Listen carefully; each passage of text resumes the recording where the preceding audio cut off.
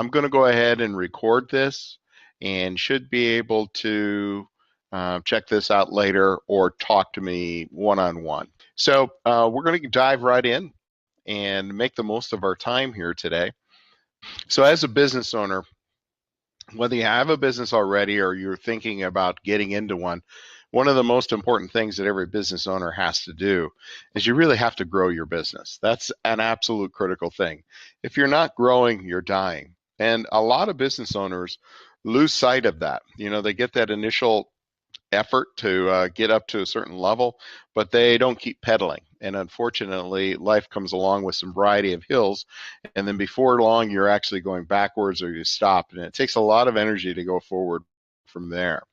So, we have to take a look, what's holding you back in terms of your business and what are the things that prevent you from doing it? Or if you're thinking about starting a business, what's holding you back?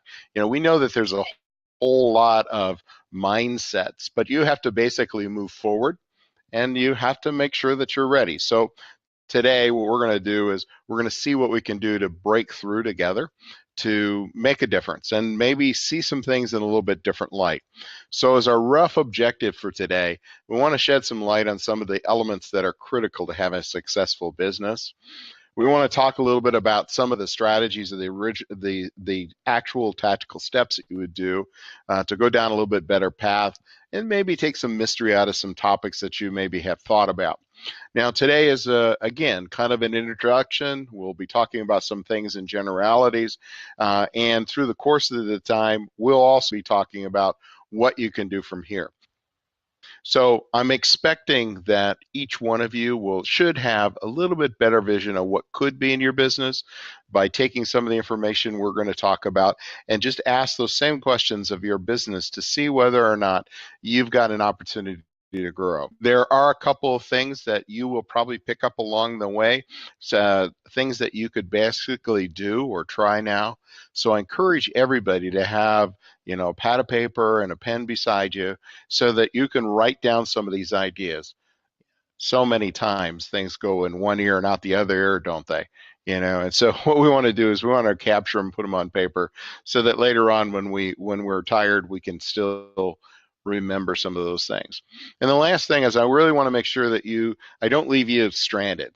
So I want to make sure that at the end we show you some ways that you can actually get some help so that you don't feel like you have to do it alone. Take the perspective of this is your time, and time is the most important resource you have.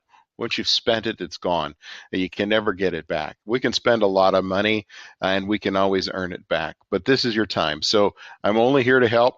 I'm not really peddling anything. I'm going to give you some offers to help towards the end, but I want you to make the most of it. So I want you to use the chat box or the Q&A section to go ahead and bring up some questions that you may have along the way. And afterwards, we'll make sure that there's some additional discussion opportunities for you to go forward, no matter what. So our discussion is focused around a business star. Over the course of my decade of working with small businesses, I found that there are 5 key areas that we have to really work on to be able to make improvements and to run a business in a very successful way. The first area is the area of brand. We would say that this is the tip of the star, and we'll talk about each one of these in detail. The next thing is the area of marketing. Next area is sales. Then we talk about delivery, how we're fulfilling our commitments with our customers. And then what are we doing to develop raving fan customers? So those are 5 elements that any business, regardless of its size, is good. So first of all, we're going to talk about brand strategy. I know this sounds a little bit harsh, but I really think businesses get the customers they deserve, and the problem with that is that a lot of businesses don't think about or don't realize that there are things that they have to do to create a compelling image that will attract your ideal customer. Sometimes we actually attract people that we don't want as customers or that we regret later on. So when we're talking about our brand strategy, that imaginary, that's all of those things that you think about in terms of, trademarks, logos, all of those things. but I want you to realize it's more of your identity. The key piece of the brand is your identity. And the place to start with that is I want you to think of your absolute best customer, because your best customer is ideally who you want your message to resonate with. Your ideal customer is the one that, in a large extent, reflects your brand. They actually tell you, based on their responses to you and their loyalty to you, that your brand is really good or not. So think about those people, and then think about what would your business be like if you had a lot more of those kind of people. Like I said, I know that there are two sides of every fence, and on one side are the goats and the other side is the sheep, and you got to decide which you want. And we want to make sure that we attract the kind of businesses that we want. We only want people that are going to become raving fans, that are going to speak well of us and spread the news of our business. Next slide should say, do you have? And I guess one of the questions that I have in a brand is I challenge everybody that the most important thing for you to realize is that you have to have a compelling why in your business. We've discovered over the last couple of years that the why somebody is in business is a compelling reason for some people to do business with you. So we really believe that that's got to be part of your value statement. Do people know why you're doing it? And by the way, if the reason your why is just to make money or make a living, how many people are really, really going to walk into your business and really get excited about that? Think about your favorite nonprofit. Think about, why you really believe in that nonprofit and why you support them. It's the same way with your business. If you have a compelling reason in terms of why you're doing business, that will help people accept you, and it will attract the right kind of people. My business, my clear purpose is very, very, very, very singular. It's to make a difference in the people's lives that I work with. It's just to help you be successful. And in that process of doing that and using the skills that I have on a business side, we basically do good. And as a result of that doing good, good things come back to us. So when we talk about developing your brand, we have to make that unique why. We really talk about this concept of not just a unique, selling proposition, but I think just as important is this unique value proposition. We want to make sure that people know that not you're just unique, but you're special. And I think that's a really powerful thing for us to do, is to make sure that you're special. So do you have that clarity in what that is? Do you have a compelling elevator speech? And elevator speeches are not reserved just for elevators. The whole principle says that if you only have a little bit of time to talk to somebody and really make an impression on them, do you know what are the key words that you need to say to excite them? And do you know how to present that message in a compelling format that they want to know more about you? So that's one of the other things, that if your brand is not real strong, okay, you have opportunity to work in your brand if you don't have that compelling elevator speech. If you do not have something that makes you really unique in the marketplace in terms of your overall value that you give people, you won't have a very strong brand. Okay, and we need to work on those things because they will always get in your way. So again, share us with your chats anything specific that really got to you, that you realized you might need to do about your brand. So the second point of the star, it has to do with the marketing. And so many times we think of marketing as advertising. Well, there's really a purpose for marketing, and the sole purpose of marketing is to get people to engage with you, get them to carry on a conversation or show some level of interest in you. So as an example, we need to know how to write compelling headlines. Do you realize that you have 5 to 10 seconds to catch somebody's attention anytime you write a blog, an email, put together a website? You have only seconds to get their attention. And there are key things that you have to put in that area. And when we design advertising material, usually say 25 to 35% of the space is reserved just for that ad that's going to have that headline that's going to have 3 to 7 words in it. And it's interesting. They say that that gives you some sort of rhythm to read. So, wow, you think of these really long headlines. How can you reduce it down to 3 words or 5 words or 7 words? Do you understand that every headline must either be newsworthy, stimulate curiosity, or stimulate the question of what's in it for me? There are only 3 types of headlines that way. And you know how to write those to get people's attention. If you do any marketing, that's the first area that we have to tune up your businesses and your messaging. If you do any networking and meeting new people the first time, besides your elevator speech, this is what you need to learn how to say and do. Do you know how to build people's interests? When we build an ad, we will have we'll have a detailed presentation on this sometime in the future, and it's called AIDA. The headline is A, attention getting. The second part is I, building interest. And that's the next big thing. Every marketing piece has a way to pull the prospect into the discussion. And we do that to participate by asking them questions that they can ask of themselves and paint themselves into the picture. Not unlike what we're doing here today. How do you build that prospect interest? What questions can you ask of your targeted ideal customer that will get them interested in to carry on a conversation with you or to give you a try? The next area has to do is, what do you do to build their curiosity to see you as a solution?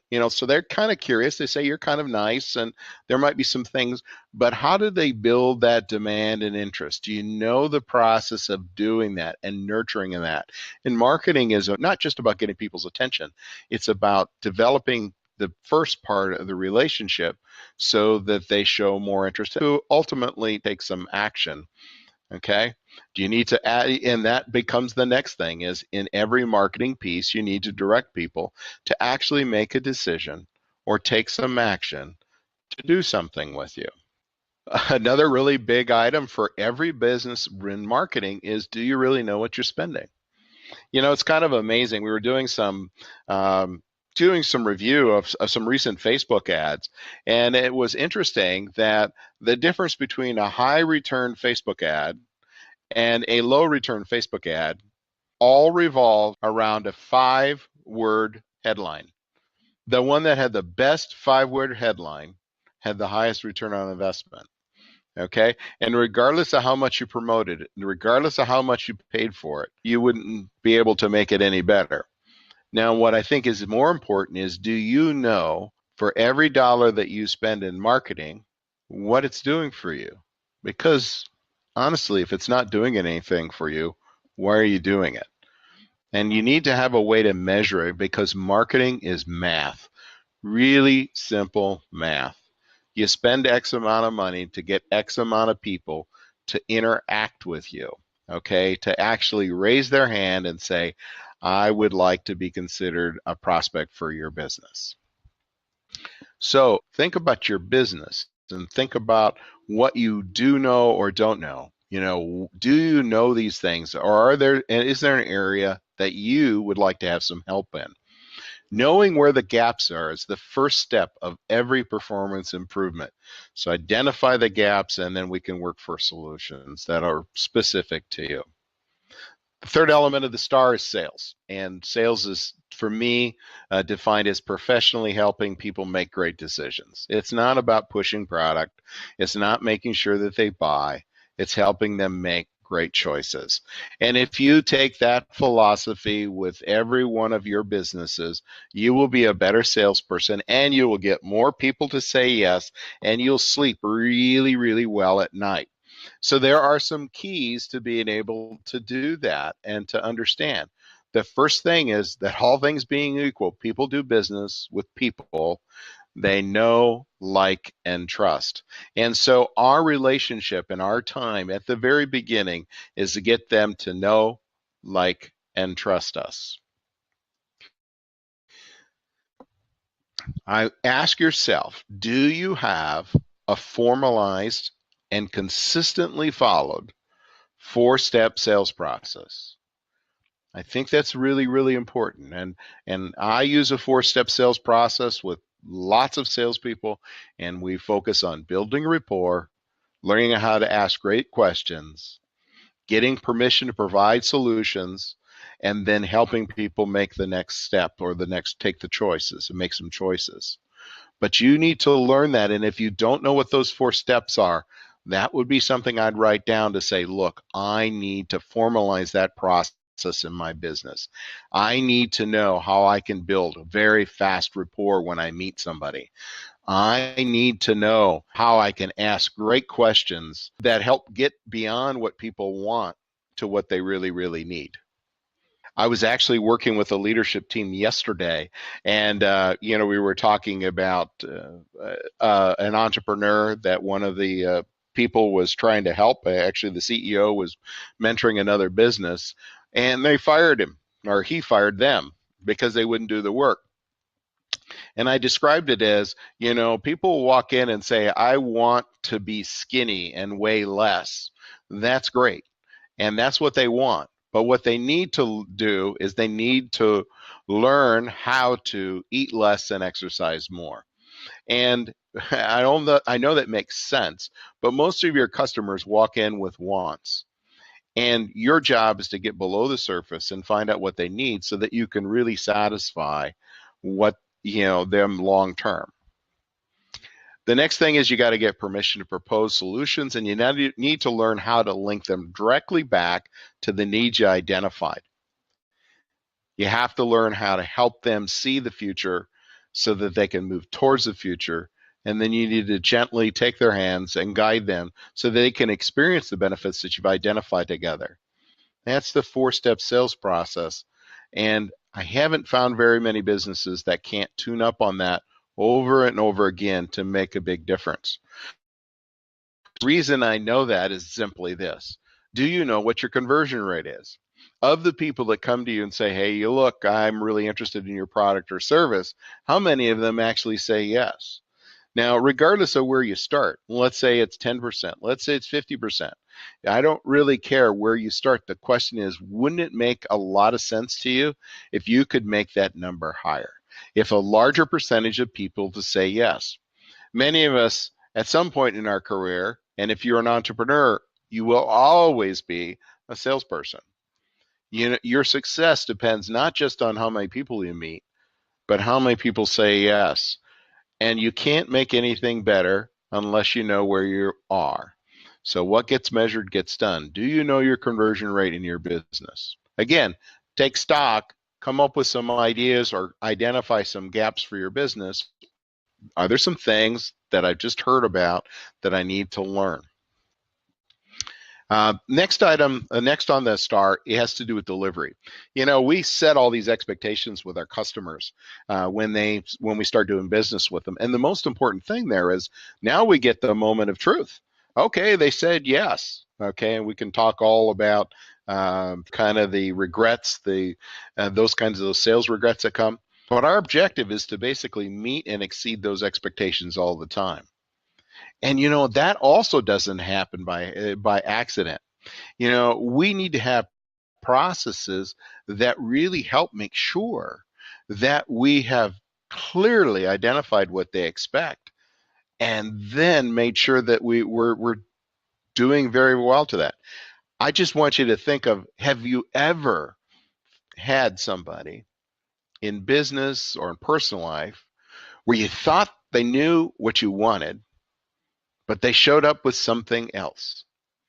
Every time that happens, that's a negative situation in your business, and we can overcome that by creating processes that'll tighten that up. Another thing is, what do we do to make that transaction, that relationship, special? And I think about somebody that is proposing to somebody, we always think about, well, they get down on a knee or they have a romantic thing. Every transaction you have with a customer is special. If you view it as special and you do something nice with them at that particular point in time, we have a better chance of retaining them as a long time and keeping them happy. Remember that they're going to talk about us. And I know you've heard the old story that says that, one bad comment, you can wipe away 10 good comments. And that's very much the case. So we want to create a real positive experience, and we don't want to leave it to chance. We want to have systems to do that. We want our customers to see us as awesome. We want to know, and do you know, what questions you have to ask your customer to find out that they are excited and help them practice to tell other people why they should do business with you. That's all part of delivering results for your customer. It's not just about giving them the product and the service. So again, every business has some opportunities of what can they do to improve the delivery process. The last area has to do with raving fan customers, and then I'm going to ramble a little bit. So if you don't think I've been rambling so far. So I want to make sure that you get on the chat area, and I want you to shoot me a note in terms of what question or what you would like to talk about as we wrap up this raving fans discussion.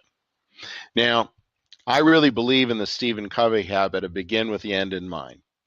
And I believe that every business is best served by having only raving fan customers.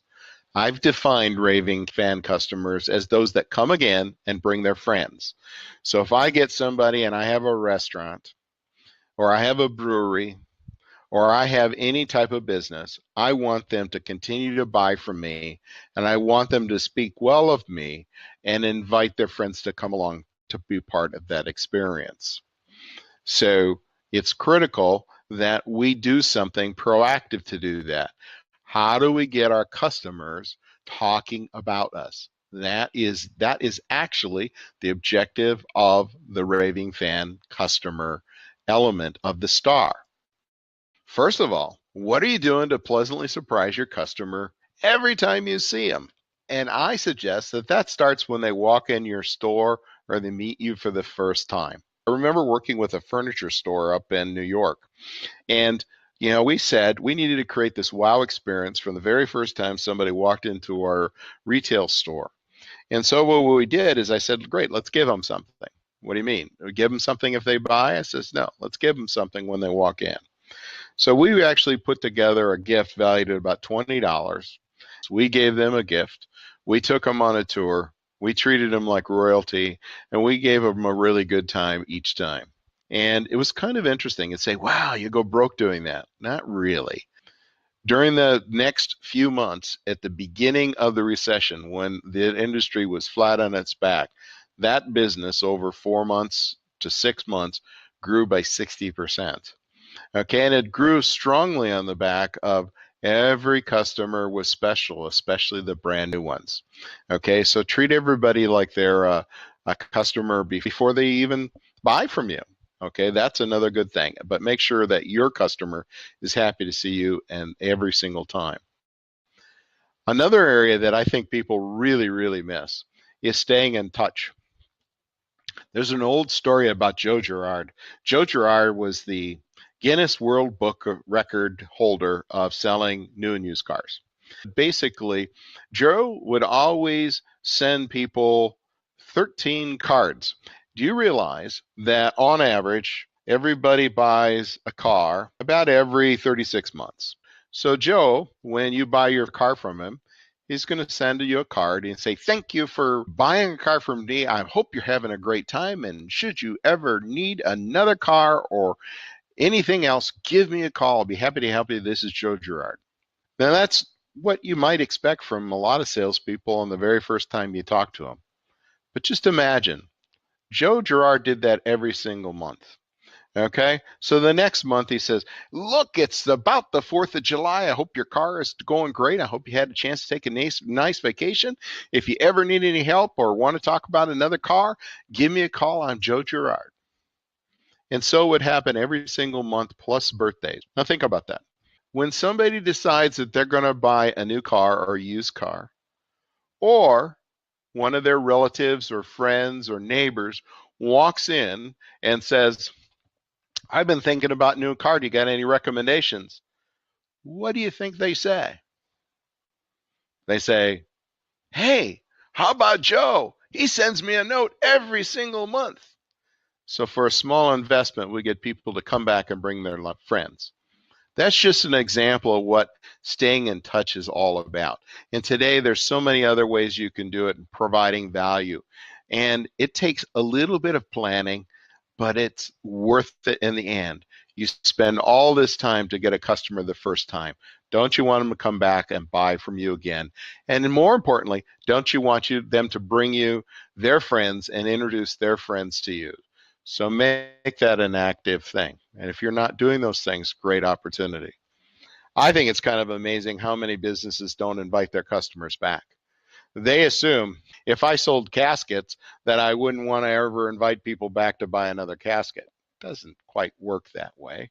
I really believe that there's something that we need to do to find some exciting events periodically to say, I'm going to invite all my customers back for this special occasion and send them an invitation and do something special. Make an event just for them and do it often. Think of them as your friends. If you had a good friend, would you wait a year or 2 years until they showed up on your doorstep to chat with them, or would you throw a party and invite them? So the question is, where are you going to go from here? You really have a choice, because if you think you're kind of stuck or not moving forward, you got to decide whether or not you're going to do something to get you unstuck, or might as well stay stuck and just and accept the fact that you're there. So we all have crossroads to say, am I going to change something? What small action can I do that'll move me closer to a better life? And there's always the choice. You do it yourself or you get some help, and your choice, no question. There are some people that need to do it themselves, but by and large, we've all learned from somebody along the way. And now we're in a new playground, and we're in a new area, and we're competing with new people and new challenges. So you really need to decide whether you're going to do it on your own or get some help. So today, I wanted to introduce you to this whole concept of the Business Ninja Co-op. And this is usually where people get all nervous. Okay, here it comes. Here comes the pitch, and da da da. Here's what it boils down to. I have an absolute passion for helping people, and I cannot stand it. Absolutely tears me up when a small business owner, somebody that has a dream and a passion, okay, gets disheartened or feels lost. So the reason I do it is because I want to help people be better and feel better. And I want them to see themselves as a success. I want them to see themselves as something bigger and better than they are. I want to see them grow. I think it's important that we need to find a way to connect and help each other. So the other thing is, wouldn't it be nice to have somebody that's a pro that can help you get the answers when you get stuck? Okay. And again, that's part of this philosophy and the why. We really kind of set off on this concept that says that we need to become business ninjas or master our craft. And somebody's asked me, why a ninja of all people? Well, the reason is ninja warfare, if you will, is guerrilla warfare. It's well suited for this small individual with amazing talents to maneuver and so be effective. And that's what we want to do. We don't need to have, massive weapons and armies and things like that. We don't have those kinds of resources, guys, but we can tool ourselves out to be really effective. We put together a ninja co-op, and you can see here some of the basic elements of it. There's going to be basically 2 webinar topics that are really, really focused every single month. Now, along with those webinar topics, we're going to give people scripts and checklists and spreadsheets, all things to help people do that. And if we have technical difficulties, that's always fun because all of these are going to be recorded. The next thing is, great, so you're studying, but you don't have a really chance to talk it out. So we want to create an opportunity for you to talk it out. So every month I'm going to host a call for 90 minutes, and we're going to talk about whatever you want to talk about. It could be talk about the recent webinar. You could shoot me a note and say, hey, look, Tim, I'm having a real problem with this. What can we do about that? I may give you an answer right away, or I may say, look, that's a great topic for everybody, and we'll cover that in the meeting. We also know that failure to plan is planning to fail. So one of the things that we're going to be doing is we're going to be doing some work in terms of quarterly planning session. So somewhere around 90 days in, I'll introduce you to a planning process and I'm going to take you through it. It's going to be a little bit longer event. I will probably host it locally. So if those people want to participate locally, they can. Those people that can't be local, we'll go ahead and we'll broadcast it so they can be part of the same event. But I want to do that every quarter so people to get the sense that, they have to plan for success and they have to work towards it methodically. The other thing that we're going to do is we're going to encourage and we're going to place out there discussion topics for you as a ninja community to talk about. So let's say that we're talking about elevator speeches and what's yours. So great, maybe we'll go ahead and we'll do that. And we'll say for those that are bold and courageous, we'll ask you to put a recording of your elevator speech on there and ask kindly for somebody to give you some feedback. What did they like about it and what ideas do they have that you might be able to improve? It's kind of scary sometimes to expose yourself, but the reality is, unless you get some sort of accountability going within a group, you're going to struggle and you're not going to make as much progress as possible. I wanted to give you an idea that this is very much on target stuff. This is actually the preliminary schedule. You can see we're going to talk about visioning and targeting, elevator speeches, AIDA. We're going to talk about digital presence. We're going to talk about sales. Now, this is the preliminary schedule. You'll also notice that we have Ask the Coach. So there's going to be a session that's going to be Ask the Coach. If you join the community, I want you to be part of it, and you can help reformat or decide what sequence those are. If we find that everybody is in a place where, golly, they got to learn the 4-step sales process, we'll move it up in the schedule. Okay, so we will try to accommodate you. The other thing is I put out dates and times, and as we go along, this community is all about, developing it together. So if there's dates and times that'll be better for you, we'll be able to chat about that as well. So I guess I have to do a touch base. Does this sound interesting to anybody? Put a yes or a no. What I'd like to do is just take you through a couple more things real quick. First of all, I want you to say everything that I talked to you about, but there's more. We're also going to do, like I said, I talked about templates and stuff. We're actually going to create a Ninja toolbox. And in that toolbox for your use at any time will be all of the scripts and the tools and the templates that I've developed and used and that we will use. You're going to have access to all the recorded training, all of the coaching sessions. So if for some reason you can't be there live, it'll be there and you can listen back. The other thing that we're going to do is we are going to have guest presenters probably once a month, okay, where we're going to have an expert in their field join us for discussion. I'll facilitate that discussion, but let's say we decide we bring somebody in that's an expert on SEO, search engine optimization, or we bring in somebody that's an expert on dealing with difficult employees or whatever it is, or taxes, whatever it would be. You can help guide in terms of areas. I'll be listening for what kind of areas that you guys would like some additional input, and we'll do some deep dives with some other perspectives. So what's the cost? And if you ask that question, I'm going to tell you it's the wrong question. So really what you need to ask yourself is just imagine, what would it be like if you stood out above the crowd better than you do as a business right now? Would it make a difference in your business? If your ideal customer could get to know you before they ever met you, okay, and they understood that you get them, okay, would that make a difference in your business? Are your marketing messages really on target, and are you getting great responses, or are you wasting money pouring it down the toilet? Are people saying yes as often as they should say yes? And even if you're doing well on that, why not better? And what would that do to you? If your existing customers were amazing, no complaint, or better yet, they really spoke well of you and were walking, talking billboards, would that make a difference to you? Okay, that's what you need to ask. Those are the questions. What would your life look like if you made some of these changes? Because the reality is you have to make some changes to get where you're going. So first of all, the most important thing is your time commitment. Again, I worked with somebody yesterday, and they started coaching a company, and they never got any of the work done, so he fired them. For all the years that I've been a business coach, I always give people a guarantee. If you won't do the work necessary to get the result, I will fire you. So I'm going to tell you right now, do not do the Business Ninja Co-op unless you're going to make some commitment to make your business better, okay, and give it some time to work on it. Otherwise, it's not the right thing for you. The second thing is you got to have a commitment to work with the community. You have to be abundant enough to share the community, or you won't get the best possible benefit out of the group. And that means respecting them, being vulnerable, helping people, even when you feel like you need help. If you hired a professional business coach, and some of you guys may know this or not, you usually pay over $20,000 a year. But that's not affordable for us, is it? For our small businesses, it just doesn't work. And that's why Ninja is going to exist, and it's going to be successful.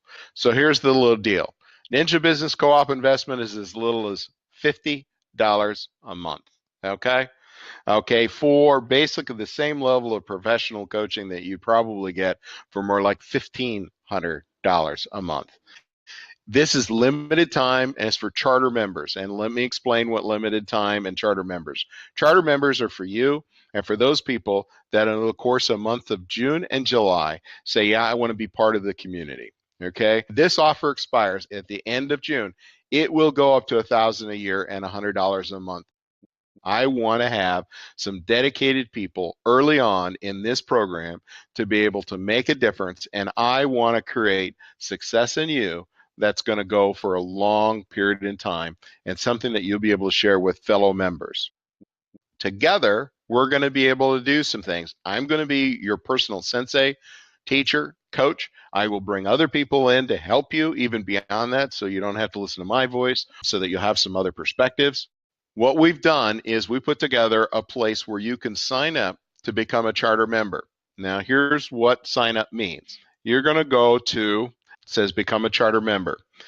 When you go there, what's going to happen is all you're going to do is collect some information. No credit cards, nothing. Okay? We'll send out a note to everybody that's signing up now.